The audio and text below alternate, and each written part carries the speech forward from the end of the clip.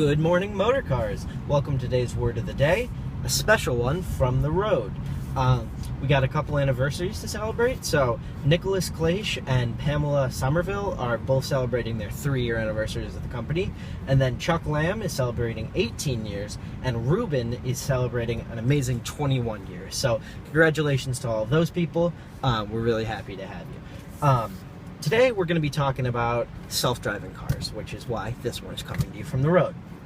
Now, for a long time we've had these abilities where cars could drive or, control the throttle or the brakes or the steering on the highway.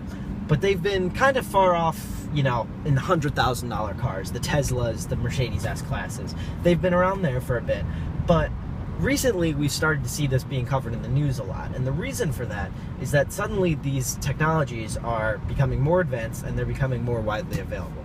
Now, Honda is one of the biggest offers of this technology and can give you a vehicle with, semi-autonomous technology for as little as $21,000 in the in the Civic LX. And so I think it's important, because Honda and Toyota are both deeply committed to this mission of self-driving cars, that we talk about it for a bit.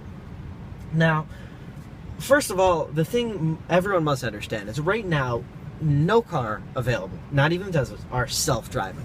What they are is semi-autonomous. There are 5 levels of autonomy. 5 is completely, the car can drive without even a passenger in it.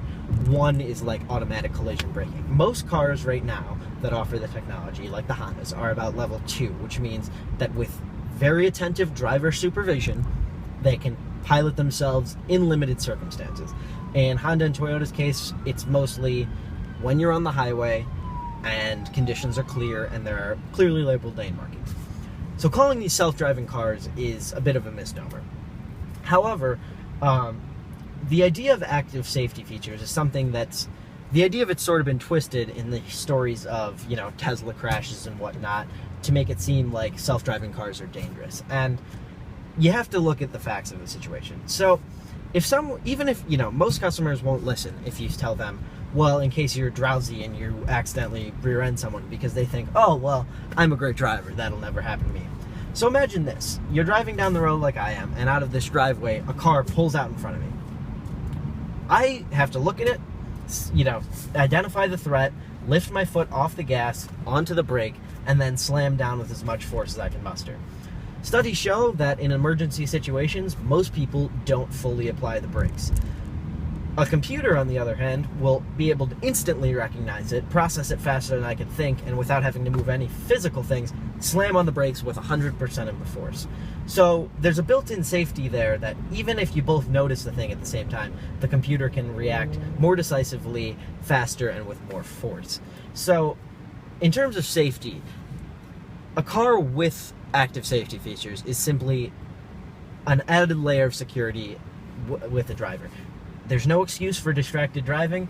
If your car is self-driving, your car is semi-autonomous, as great as that is, there's no excuse for not paying complete attention. The Tesla driver who was killed in Florida took advantage of the fact that his car had autopilot and was watching a movie at the time of his fatal collision. Point is, this is a new technology and you have to treat it as such. Now the benefit is that, on average, a collision costs a car owner $6,500, much more if you injure or kill someone.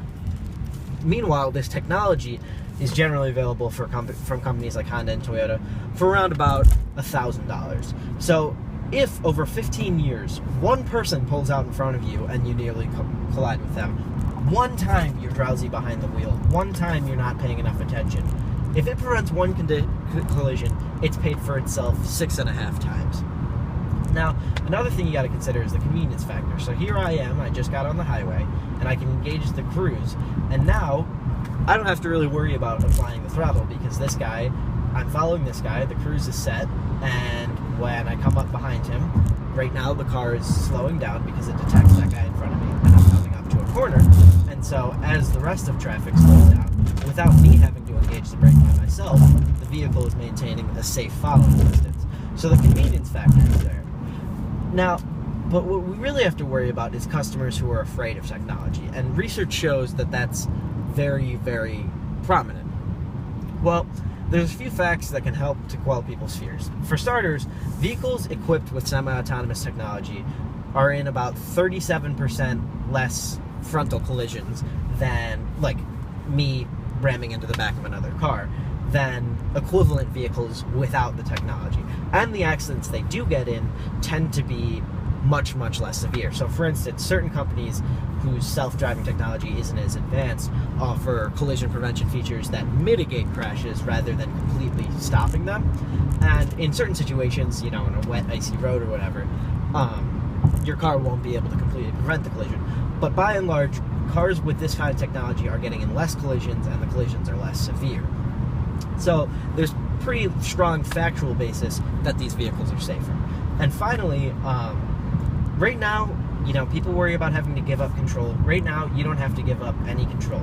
I'm driving down the highway. I can choose to, you know, trust in the car. I'm not going to do that because I understand the limitations of this technology.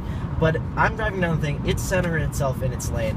I'm just keeping some pressure on the steering wheel to let it know I'm here, I'm still paying attention, because otherwise it'll disable the system. If somebody pulls out in front of me, it'll slow down. But if at any point I'm uncomfortable or I think I need to control, if I jerk hard at the wheel, I'm going to pull out of the lane and it's going to disable the system because it realizes there's an emergency, the driver needs to take over, he knows best. If I touch the brake, same thing happens. So this technology isn't going to endanger you, because anytime you need to take control, control is never more than a quarter of a second away.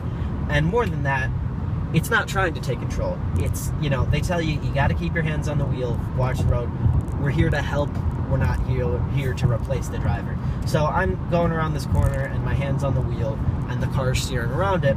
But at the end of the day, I'm the one in the driver's seat. And if I need to get over, I can pull hard on the wheel and dart over the lane. So anyways, the point is, not only is this a financially smart decision in terms of the peace of mind and the incentive, you know, the ability to not worry about crashes as much, but it's also not something to be feared. The car is here to help you drive safer in the times when you aren't normally going to do that. So that's all we have for today. Thank you so much for watching.